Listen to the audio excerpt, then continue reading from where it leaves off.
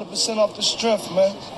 Off the strength. I did it all on the strength, all on the strength. Fuck talking, I'ma do this off the strength. Run it back, can't relax, that's just facts off the strength. It's off the strength.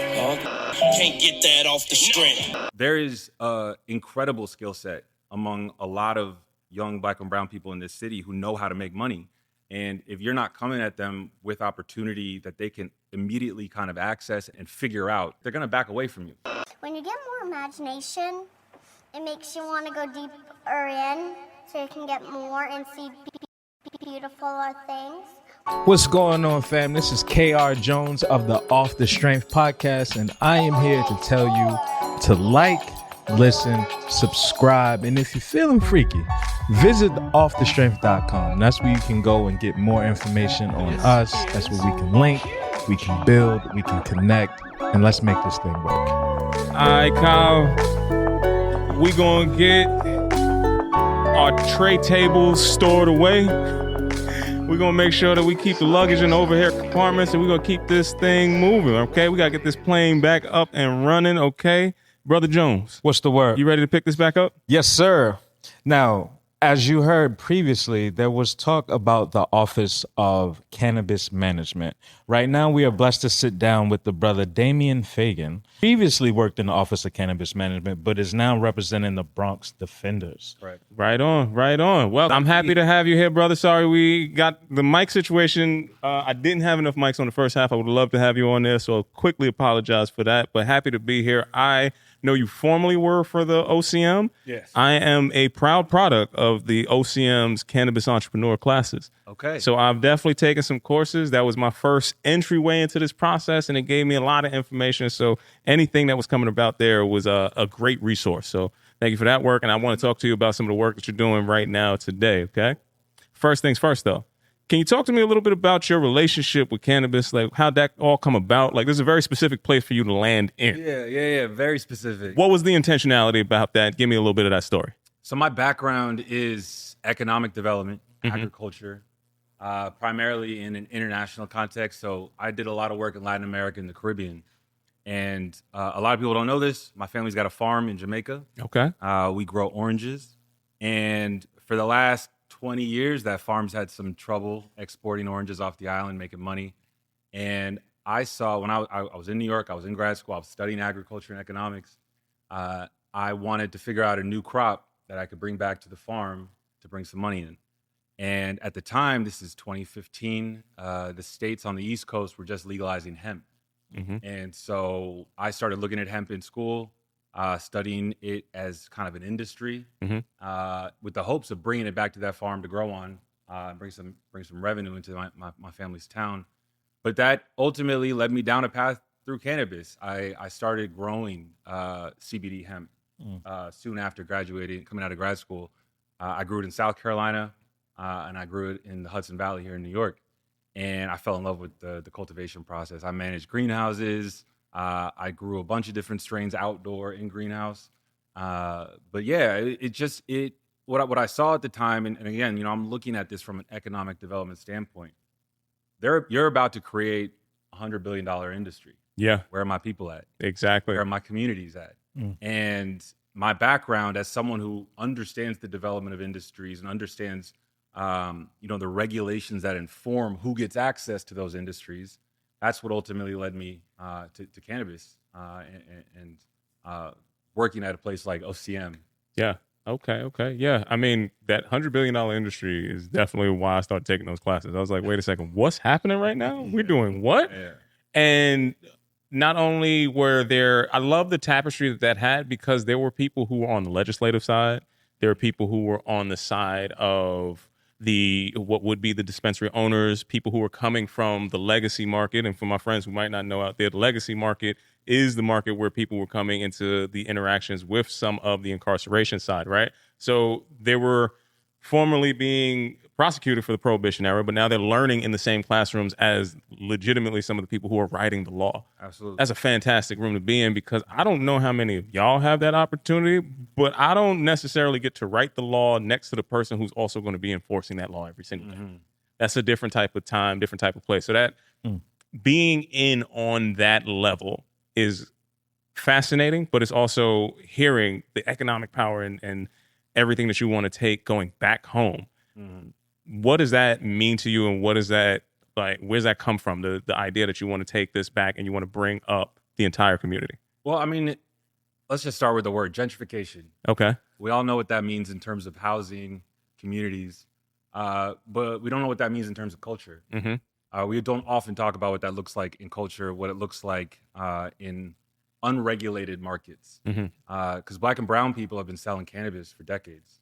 That money has been flowing into communities. And when I say money, there was a pre-existing cannabis market before this store was built, before any of these legal dispensaries came up, that was worth $3 billion. That money was flowing into communities in Brooklyn, in the Bronx, upstate New York, Buffalo. A lot of it was going to Black and brown communities. So when we talked about legalization, we also were ushering in displacement, economic displacement in a lot of cases. You know, I happened to work in the South Bronx before I joined OCM and got a little understanding of the economics behind flipping a pack, basically. A lot of people find themselves in that situation selling weed from California because they're about to miss rent. Because they got to make childcare payments. And so when we were all debating legalization, when we're debating the regulations for this market, how could you not involve those people in the conversation? I think that there's a lot of politicians and regulators who don't think about the communities and their relationship to the rules that they're creating prior to creating those rules. And so, you know, my team specifically, when we were figuring out how the licensing was going to work, who was going to get licenses, how it was going to start, you know, we spent at least 4 or 5 months traveling the state, talking primarily to communities that were impacted by the war on drugs and asking them straight up, like, what do you want to see in an industry? What would you be interested in this opportunity? And we took that 4 months of feedback, a lot of it very passionate, very emotional, and it went into the rules, it went into the regulations. And ultimately that led to a situation where you have, you know, we got 400 dispensaries in the state of New York right now. Probably half of those are owned by people who were, you know, have a marijuana-related conviction, spent time in prison for marijuana. We got at least 100 Black-owned dispensaries in the state at this point. And so, you know, at the end of the day, I come from DC. I saw how gentrification kind of erased a lot of Black history in that city.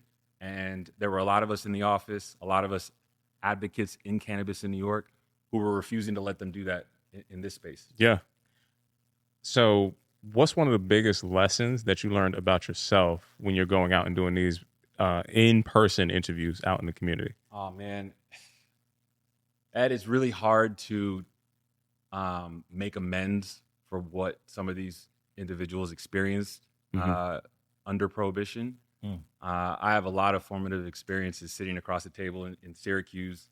A Black man, maybe twice my age, was telling me he'd been arrested 15 times for cannabis. He'd lost his kids. He'd lost jobs. And here I was asking him what I thought about the opportunity. And I just, it's hard to describe, like, you know, the lost time. A lot of Black men and women and families had experience under Prohibition. And, you know, I tried to distill that emotion, distill that pain into, you know, objective, fact-based regulations, programs, you know, government-sponsored initiatives. But it's an impossible task. And I think that, you know, when you talk about restoring the harm from the war on drugs, that's a generational project. That's 50 years at least, because that's how long they were arresting us for. It's a generational project, and the compromises that you have to make along that way have to be pretty significant. How do you keep your compass facing to what your due north is? You know, and it is so much easier to, when you legalize cannabis and you get into these rooms and these jobs, to not do that. You know what I mean? Like, they make it very easy for you to go the other way, to give the corporations the opportunity first, and to step back from some of your social justice priorities. You know, I think in our case, and this speaks a little bit to the former executive director of the agency, Chris Alexander, we came from those communities. Those people are still in our families. And when we go home, they ask us, how's it going? And for us to go back to these communities and be like, oh, you know, we're trying, but it wasn't going to work. It wasn't going to happen that way. And I think that in particular, Chris, who grew up in Jamaica, Queens, who saw stop and frisk, every single day in his neighborhood, you can't do the other thing. Yeah. You know what I mean? Like it's one way or nothing. Yeah, it's a mind-blowing thing. So at close to 40 on my side, to have gone through the stop and frisk era in Brooklyn and been stopped multiple times by the same people. It's like you see that there is textbooks in this book bag. You know that I don't have anything else but this over here. To fast forward through to the part where there's open, I would say, industry like related events where you have a mixture of so many different types of people that come together in this industry. You have people who have been in the legacy market, fully committed to everything that was going on in the legacy market, right next to power brokers, right next to people who are coming from equity funds and all that. Seeing that all interact at the same time. I don't know how many different startups have that in the culture or have that in the tapestry. This is a fascinating place to be in. Yeah. It's like, wait a minute, hold on. You're talking about Southside Jamaica, Queens. That person's discernment on what cutting cost and going into, different, like, hey, we got to have a down quarter. They're going to have a different opinion than somebody else that might be coming from a different side. Yep. But they have to figure out a way to survive and thrive in the very same industry, right? Yep. How important is it to help people navigate from the legacy side? What is going to happen in this legalized market? And what's some of the things that have been put into place to help them? So I don't know a lot of people from the legacy market that understood SEO out the gate. Yeah. That is a basic thing that you have to do in this market in order to be discovered. Yeah. And so this speaks to something that, my work as a regulator, but also my work as a consumer in the illicit market and an entrepreneur and a nonprofit director now in the South Bronx. There are a lot of Black and brown people in New York City who know how to turn a dollar into two. Yeah. You know what I mean? They know how to make money. They may not know the paper. They may not have been shown or ever had access to the institutions that teach people how to engage with bureaucratic capitalism, paperwork, which is what running a business really is. Absolutely. Legal business is a lot of paperwork. It is taxes. It is payroll. It is being compliant with regulations. And so, there is an incredible skill set among a lot of young Black and brown people in this city who know how to make money. And if you're not coming at them with opportunity that they can immediately kind of access and figure out, they're going to back away from you. And so a lot of our initiatives early on just tried to normalize the online portal for applying for a license, basic language about registering your LLC, and talking to legacy growers, people who ran big grows in New York City, talking, your employees need bathrooms. Yeah. You know what I mean? Like, that's the rule too. Exactly. And they're just like, what? Yeah, they got to wash their hands. You got to have a hand washing station. I got to do OCM. I got to deal with OSHA. What's all of this? This is a lot of acronyms inside. And I think the challenge is a lot of, meeting those requirements takes a lot of patience. Yeah. You have to set aside, you may not make money for a year in some cases, and you have to be able to, and a lot that automatically wipes out a lot of people who want to access this opportunity. Right. You may have to wait 6 months for that license. You may have to wait 4 months from that approval from your local community board before you can open your dispensary. And so, that requires capital, that requires money. And so that, all that training, all that education, giving licenses to them, it could ultimately lead to nothing if they can't get the paper right to make it happen. Yeah, and being able to explain where that paper came from too. That's also a big part of it. And taking it from the right people too. That's another thing. Exactly. Whoa. Yeah. What's one thing you wish more people understood about the evolution of the legacy market into the legal one? Man, it's funny because over the years, and now I've seen this thing from, because I was at OCM the day we had 19 employees in like a little office, and now they got like 250 employees, and it's a $2 billion market. And I can remember 3 years ago, all the legacy people I was trying to get into the legal market were laughing in my face. They're like, no, we're not doing that. I don't know how y'all think you could compete. Like, it's not going to happen. But over time, the reality sets in. They're doing this. This transition is happening whether or not you prepare or not. You know what I mean? They're going to create an environment where there is legal access to cannabis in sufficient enough places where your consumers are gone. And I think especially after the pandemic, and the explosion of illicit shops in the city, a lot of the legacy, dealers and growers I knew were losing business. Like there was a huge, collapse of the legacy market, 2 or 3 years ago when those illicit shops popped up everywhere. Oh my God, they were selling deli style. Yeah, they were selling deli style. It was Ice cream trucks outside. trucks. And so when you see that kind of saturation, like how are you going to compete? Yeah. Especially when consumers are starting to get confused about where the fire even's at. They can't even tell the difference sometimes. Yeah. And I think a lot of them during that period experienced, or got tired of the volatility of the market, the pre-existing market, because it is a volatile one.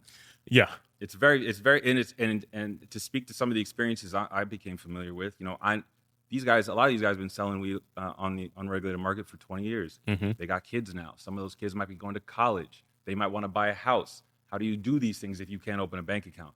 You know what I mean? Like, and these are grown men, who have been stashing cash in their closet, their whole lives. And, I think a lot of them, as that volatility started to set into the unregulated market, the licenses started becoming available in the legal market. It just became a natural kind of like on-ramp for a lot of them, a necessary on-ramp. A necessary on-ramp, but I would imagine with that point of entry comes some necessary learning that also has to happen, right? Could you talk about, you touched on a little bit, maybe some of the things that people should know before deciding to come into here, because there's some things that you can run into that may have those unintended downhill consequences. Yeah. So I'll speak a little bit about how we try to structure the market. And, this is New York's, the way the market is structured is very different than New Jersey, than Connecticut, than Massachusetts. So this does get a little technical, but we created a 2-tier market. And when I say 2-tier market, it's alcohol. So if you want to open a liquor store, you cannot have any interest or ownership in Jack Daniels. Right.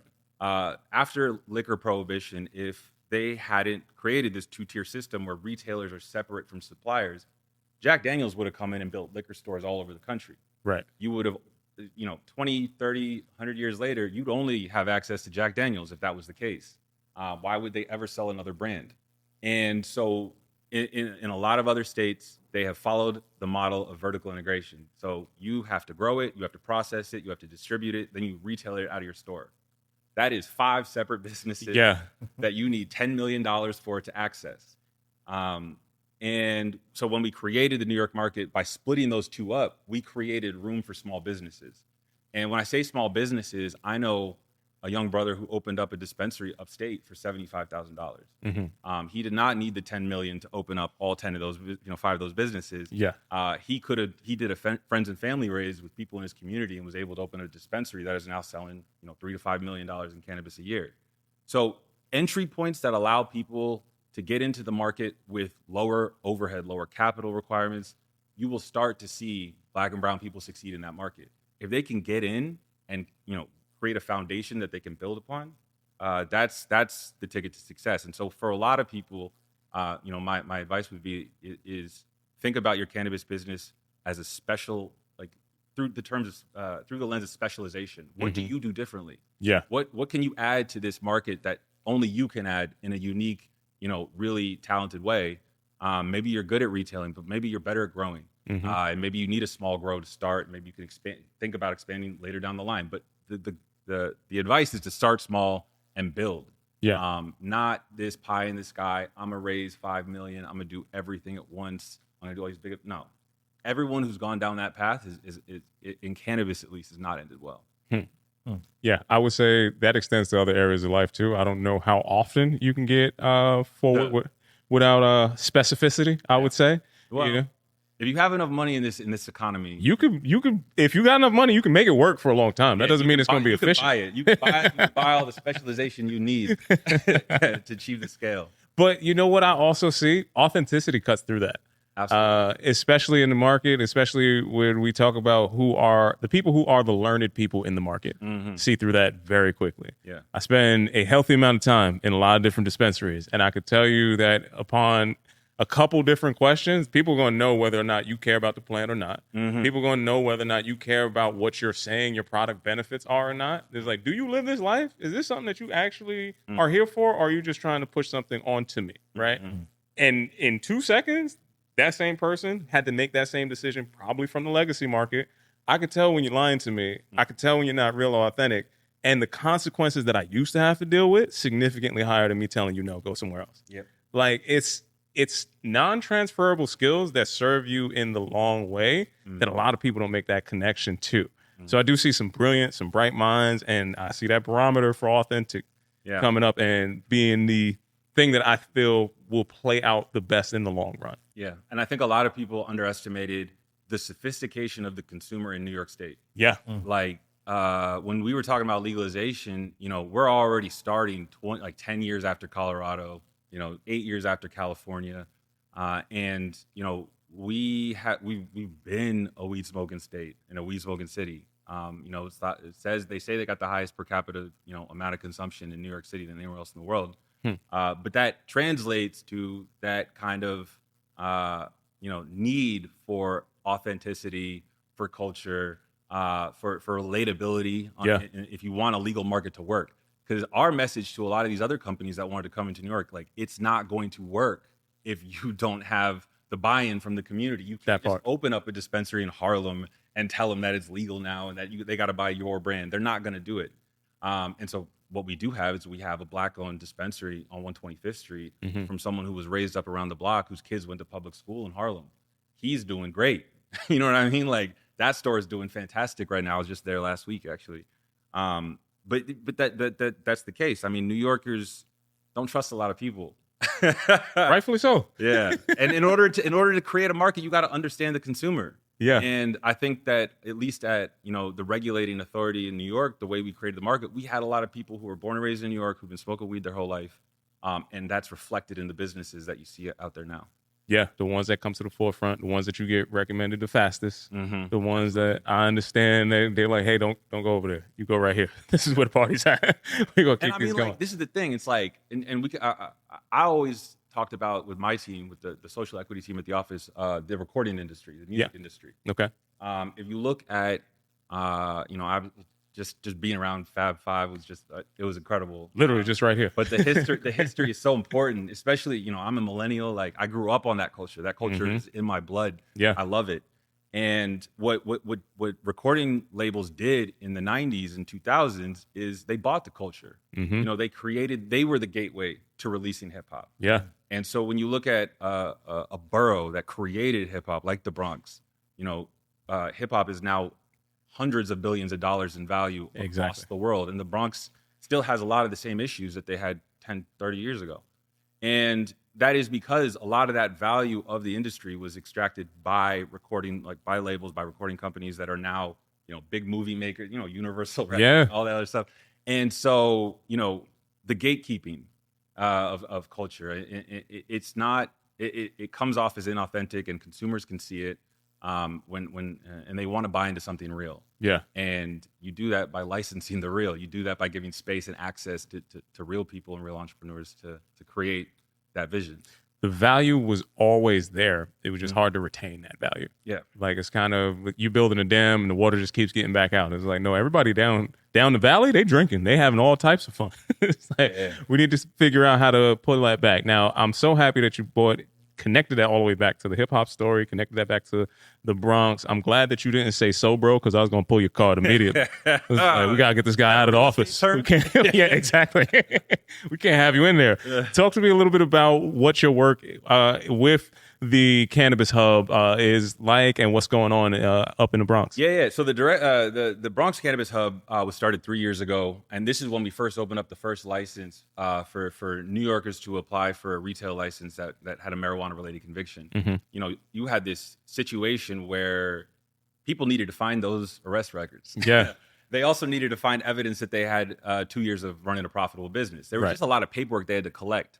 And at the time, our office did not have the resources or staff or anything to give advanced assistance to people to do this. Right. The Bronx Defenders had been defending people in the Bronx for marijuana-related convictions for 30 years.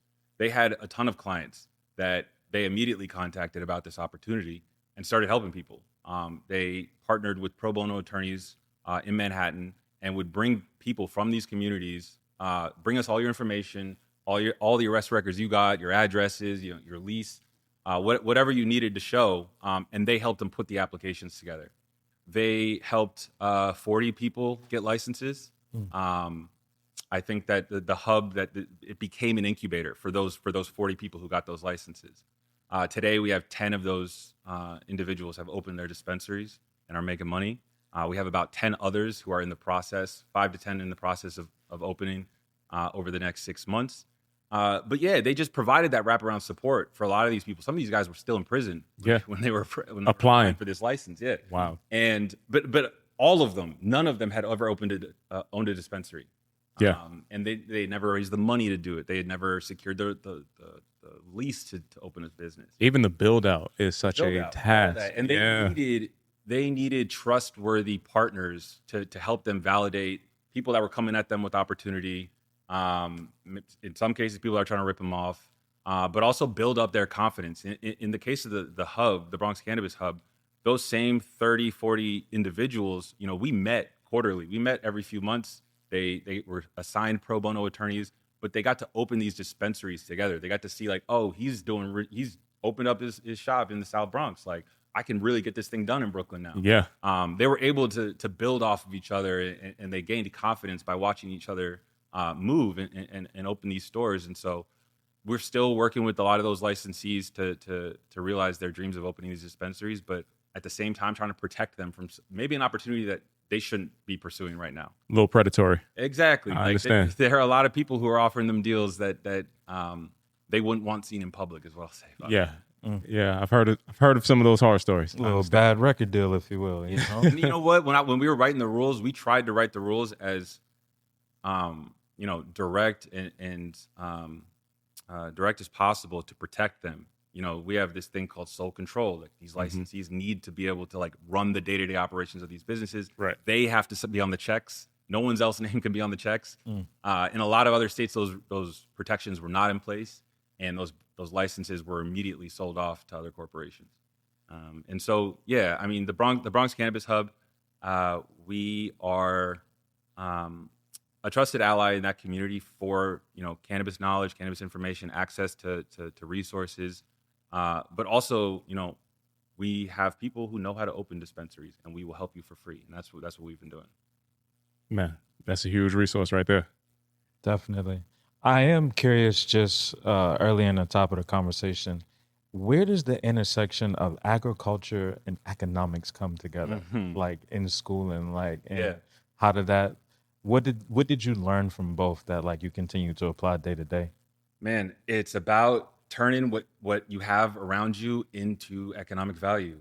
And when I think of the farm in Jamaica, I think people were brought there, lived there for hundreds of years, and then when Jamaica became an independent country in the 60s, my grandfather, on the same land where they used to have a plantation, they turned that into a business. In a lot of cases, Black communities in the American South, in Jamaica, in Africa, the businesses they have, the resources they have is the dirt, it's the soil, it's the ability to cultivate, it's the knowledge of plants.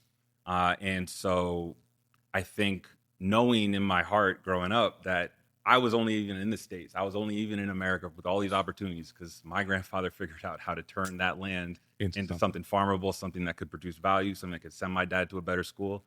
That's what it means to me. And Black people have been doing that for generations. They've been, whatever's in their proximity, whatever they have access to, because they weren't given much, they're able to turn into something that can improve their lives.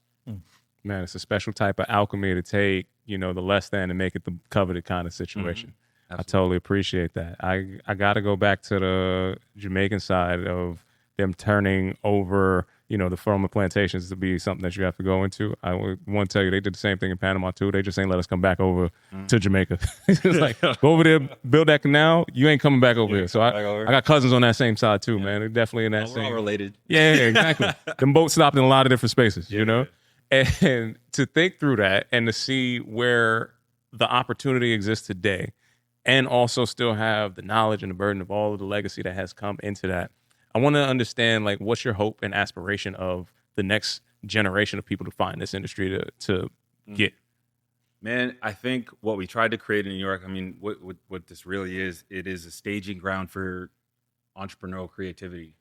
I always went into the assumption, because when you write these rules, You want a safe, regulated market that consumers can rely on, that they can know their products are going to be safe.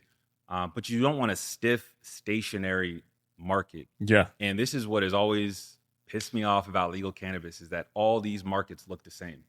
All these stores are selling the same product in the same format. And what the market we tried to cultivate here is intended to, create space for creativity. For entrepreneurs that haven't had access to this space. Because when Black and brown people who haven't been in, because they haven't been in the cannabis industry, like, period. They have not been in the cannabis industry in any kind of significant way in any other state until New York. I want to see what they're going to build. I want to see what Black women have to say about cannabis, because I bet it's different. And so as a consumer, as a lifelong consumer of cannabis, you just want to give space for people to create a new industry that you don't know what it looks like yet. You know what I mean? That's the part of the excitement. You'll definitely see some different strain names on the shelves. I can tell you that for sure. Yeah, I'm seeing a lot of that. But also, Be Noble here, just like the fact that, Fab is out there talking about, releasing a product that's, New York Sour Diesel. I mean, that's what we're talking about. Legacy. You sell that into, maybe Vladimir Bautista's shop up in Washington Heights. That is the culture wrapped up in and it's being given back to New Yorkers in a legal way that is, safe, reliable, but it's also like, investing in the community. Be Noble, some of their proceeds that he was to those community groups includes the Bronx Defenders. Right. They support our work. And so, I think it's so cool and so, beautiful to see all this opportunity being created on the back of that culture, on the back of this opportunity, and the right people are in the right place to do it. Yeah, man. What's the biggest lesson that you learned in taking that new position as a director? So there's for 2.5 years, I was in cannabis as, a top regulator at the OCM. Right. So I'm looking down at a market we're crafting from scratch. Now I'm down here with licensees who are trying to figure out all that. I'm in the thick of it in a way that I haven't been before. I'm seeing the deals that they're being offered. I was in a store in Bed-Stuy yesterday. There's a young brother who's opening up a store in the middle of Bed-Stuy. He's an incredible young man, but I'm in his store and I'm seeing that all the work he's got in front of him, it's just the store is not ready yet. And, I remember sitting in the office and being like, damn, why are these stores taking so long to open? Yeah. And I'm seeing now I'm seeing how hard it is. And so, it does, there's a part of me that always wishes that like I could have had this experience first before going, you know what I mean? I haven't opened a dispensary before. And there aren't a lot of people who could have been in that office that had opened dispensaries before because New York just got legal. Right. But it does add a lot of the scale of it, the importance of it, the significance of it, the human impact of it is made much more real in my current position than when I was in government. Scott, you got a lot of different places, Damian, that you could pull inspiration from that are going to be meaningful to your legacy. When I look through all the different connections that you you pull together, what do you want to be remembered for? Because you're doing work in a lot of different spaces. What would you say this is my pinnacle work? Oh, man. So, earlier Fab was talking about the majority leader, Crystal People-Stokes. So she is the person who found me when I was just an advocate in Harlem and I was on a radio show in Harlem. She found me, invited me to Albany, asked me to go to OCM and do the job I did. And her legacy in Buffalo, and especially for the Black community in South Buffalo, like is so important and significant and powerful. And I think what I want to think is what she saw in me is that, I come from very Black place, very Black community when DC was like 75% Black. Chocolate City there. That love for our people and wanting more for our people, especially in the context of all this abundance you see around us. I think that is ultimately what I'm interested in is building up Black generational wealth for a lot of communities that have been denied it for generations. So I had the honor I honored Crystal People-Stokes at an event a few weeks ago in Albany, and at least 5 or 6 Black business owners were there who now own dispensaries in Albany in the capital region. And just being with them and being with her and seeing what we're building and seeing what's happening out there in the market, I mean, that's enough for me. That's beautiful. Is there any, like you talked about the incubator space, are there any proud graduate stories that you could share? Oh yeah, man, I got one. Greg and Mika. Greg is just an incredible man. He's a card licensee. Spent 15 years in prison. Has 8 kids. Greg and Mika. They're probably up there, 50s, 60s, but they didn't have experience opening a retail store before. Mm-hmm. They now have one of the top selling retail stores in Rockland County. Wow. Probably a $10 million store. They came through our incubator. They were never that sure about actually this. There was a lot of convincing to even get them to apply, I think, from what I'm told from back then. And then this journey of 3 years, injunctions, delays, challenges, difficulties. And now he's the guy in Rockland County, meeting with local leaders to talk about his dispensary and pushing legal cannabis for the first time in a lot of these communities up there, and more conservative communities. Right. And yeah, it's to go from his incredible story of resilience and a lot of trauma too, to now having this incredibly successful dispensary that he and his wife are running together, and their kids are involved. I mean, there are hundreds of those stories happening in the market right now. Yeah. And their stories will get told as time goes on. But yeah, I'm just really proud of them. Man, that is your generational wealth wish. That you have an example of that. That's what's up. I do. And congrats to that, brother. Congrats. Thank you. I'm very happy for them. And yeah, that isn't to say that there aren't also stories of people I've helped and are working with now that are just breaking even. Yeah. And that is the story of dispensary ownership in a lot of cases. It's dispensary ownership and it's entrepreneurialism. Like, a lot of people don't talk about the not so pretty parts of this. Some of the things that are a little bit more tricky, a little sticky. Some of the things that you have to kind of wade your way through. Like you mentioned a couple of different times, different stoppages in the process due to different legalization or different legal things happening. Is there anything that you would say you would see people needing to take into consideration before they jump into this space? Well, one, don't let anyone tell you it's not like any other industry. Sometimes, like, retail's retail. Yeah. You know what I mean? I think that the complexities of dispensary ownership do kind of scare people away who would probably be pretty good at it, because you're just selling a product. Once you break it down to, the cost of the, purchasing it wholesale, your overhead with staff, your lease, it's a numbers game that a lot of people can figure out. I will say that it's a competitive space there, especially in New York and especially in New York City. And if you want to think about the larger goals where this industry is really headed, it's brands. Yeah. If you walk into any liquor store, the most valuable thing you'll see in that liquor store is on the shelf. The liquor store, we're a $2 million business. It's a good business. It's a good small business for anyone to have. But the brands are represented by multi-billion-dollar houses of brands. And there's a lot of people fighting over who's going to be on that shelf, who's going to have the shelf. And I think that especially in the initial years of any legal market, that's where the competition is at its fiercest.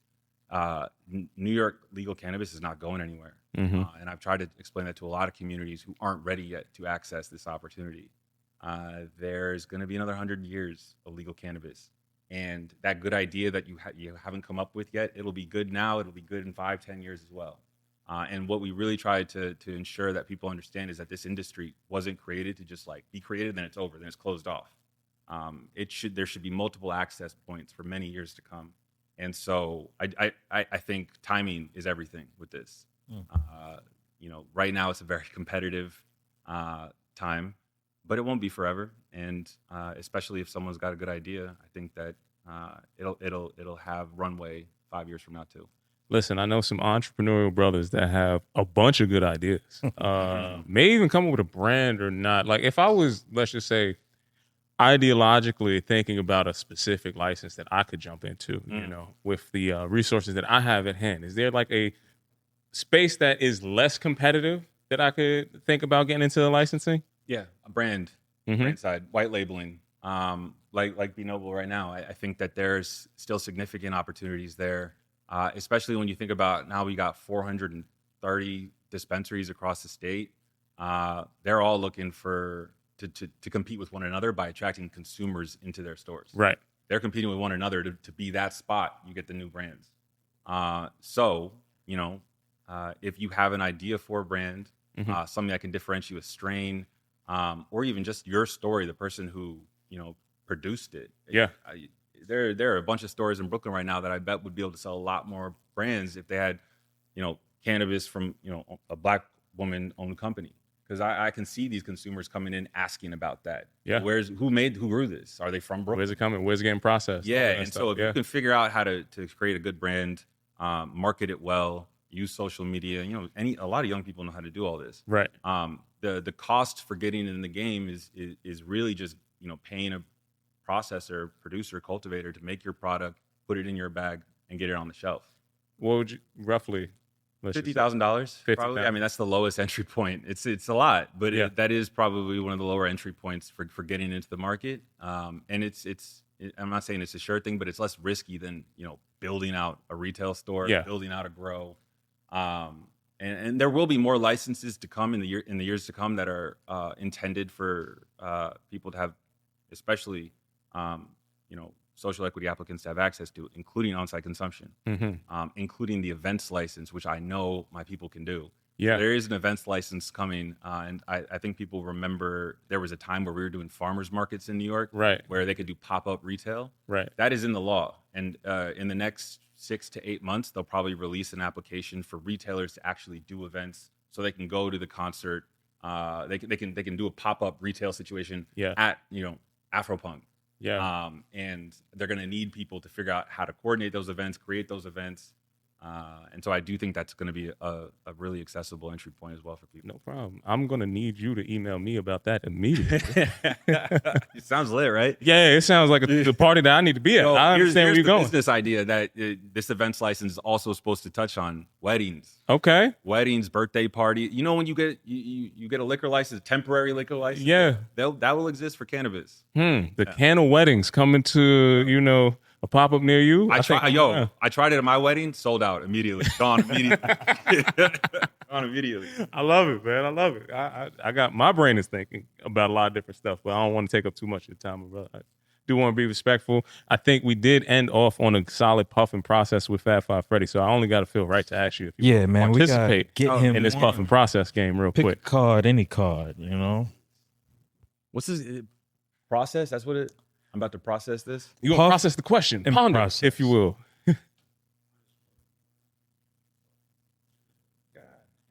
Uh-oh. You want to take another card? Get another card. You're going to figure out a different card. Oh, my bad. The process is No, it's where is it? How do I feel about where I am now? 5 years ago, where did I think I would be, and how I feel about where I am now? And that's the craziest question to me because I thought about it coming over here. The fact that I was even invited to a place to talk that Freddie was talking at. Yeah, no, I'd be very happy. I'd be very proud. But I also would be very proud of the plant because the plant brought me here. Yeah. And cannabis has always just been something that I think 5 years ago, 10 years ago, I may not have had enough respect for it. I was always consuming it. I loved it. I didn't think about who grew it. I didn't think about where I bought it. I didn't think about the impact that buying process had on other communities. Once I started to understand that and also grow it, because growing it is just, you develop a beautiful relationship with the plant when you grow it. I have a much deeper respect for it now and the people who are in this industry than I did 5 years ago. Wow, that's beautiful, man. It continues to evolve with you as you grow, and hopefully you're growing into all these different spaces. If I could ask you one consumption-based question. Oh, yeah. Are you flower? Are you a concentrate? So you go. I got a dry vaporizer for flower. Dryer vape, okay. I definitely like the smell. I understand. Listen, you got to keep a happy house. I understand. Yeah, so that's all it is. Yeah. Yeah. Good terps profile though with the dryer vape. No, I can still taste the flavor. And yeah, it's quick too. You could take your time with it. Yeah. It could be a 30-second situation. Favorite location that you're participating in this, and what's the scene? Set the vista for me, if you will. Well, you're not allowed to smoke there, but don't get indicted. It's right okay. before We you keep go that to on. Central Park. On the sidewalk outside Central Park. Yep. I go running in Central Park all the time. A respectable distance away from there. Yeah, distance from other people too. Totally get it. I do. That's where my pre rolls are at, or I'll smoke. But for running, yeah, if I'm running through Central Park, weather's nice. Yeah. After I smoke, yeah. Talk to me about, so we are health and wellness people. I know I'm going to let you go in a second. Talk to me about your relationship with running post cannabis use. I mean, it's so much better. I mean, and a lot of people say this who lift and smoke, but there's a mind-body connection that gets strengthened when you're high. Proprioception. Yeah. We tying in. Like I can feel the tightness of my muscles in ways I couldn't and I'm less up here and I'm more in here. Yeah. And I think that is, if you're exercising, if you're playing a sport, I don't think it helps with basketball. We've seen some conflicting information on that one. No, it does not help with basketball. Man. I tried that in like actual games. And like, you're shooting at the wrong hoop, man. What's going on? It's like, get back on defense. What are you doing? It helps with running, with swimming, with anything long distance that takes time and focus. Yeah. And you don't want to just be like, your mind racing a mile a minute, thinking about all the things you got to do. You want to focus on the park, and man, the leaves are changing colors. Being in the moment. Yeah, you're getting faster. Like, that's what you want to be thinking about. But are you stretching with it? Is the question. Stretching before and after. I'm almost 40, brother. Dang, I'm on that same team.